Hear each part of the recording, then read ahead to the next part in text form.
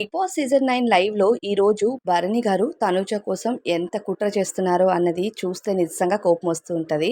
ఇమాన్యుయల్ దగ్గర చెప్పినా సరే ఇమాన్యుయల్ ఏం పట్టించుకోడు. భరణి గారు ఏమంటారంటే తనూజ, సంజన అలానే మీ రిలేషన్ కోసం తప్పుగా అనుకుంటుంది. మీది రాంగ్‌గా పోర్ట్రే అవ్వలేదు కానీ మాది మాత్రం రాంగ్‌గా పోర్ట్రే అవుతుందని అంటుందని ఇమాన్యుయల్‌కి చెప్తాడు భరణి.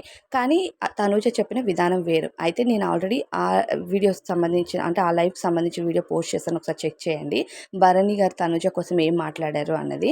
అయితే ఇక ఇమాన్యుయల్ వెళ్ళి సంజన గారితో చెప్తూ ఉంటారు. భరణి గారు వచ్చి నాతో ఇలా మాట్లాడుతున్నారు. తనుజ కోసం చెప్తున్నారు. అసలు భరణి గారు ఎందుకు అలా మాట్లాడుతున్నారు నాకు అర్థం కాలేదు. నాకు మాత్రం అది జెన్యూన్ అనిపించట్లేదు అని ఇమాన్యుయల్ చెప్తారు సంజనకి. ఏం మాట్లాడారు అంటే ఇలా మనది రాంగ్‌గా పోర్ట్రే అవ్వలేదంట. వాళ్ళది మాత్రం రాంగ్‌గా పోర్ట్రే అయింది అని చెప్పి తనుజ అంటుందని చెప్పి నాతో అన్నారు. కానీ భరణి గారు ఫస్ట్ వచ్చింది తనూజని బిడ్డ బిడ్డ అన్నారు. కానీ తనూజ తర్వాత వచ్చిన దివ్య వచ్చేసరికి తనూజని లైట్ తీసుకున్నారు.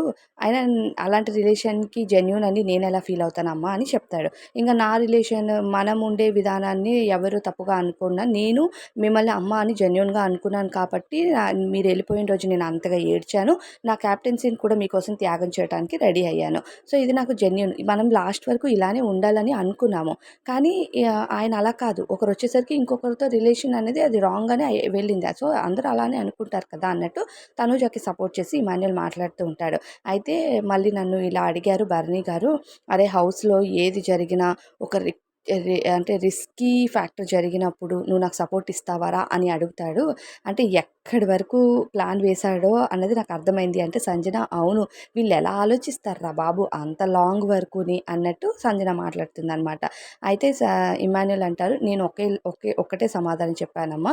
ఈ హౌస్‌లో ఉన్న వాళ్ళందరూ ఒకవైపు ఉండి, న్యాయం మాత్రం మీ వైపు ఉండి, మీరొక్కరే ఉంటే నేను ఖచ్చితంగా సపోర్ట్ చేస్తాను. న్యాయం మీ వైపు ఉంటేనే, లేదంటే చేయనన్నా" అని క్లియర్‌గా చెప్పేశాను. అయితే ఈరోజు తనూజ కోసం నాకు గార్డెన్ ఏరియాలో చెప్తుంటే నిజంగా కోపంగా అనిపించింది.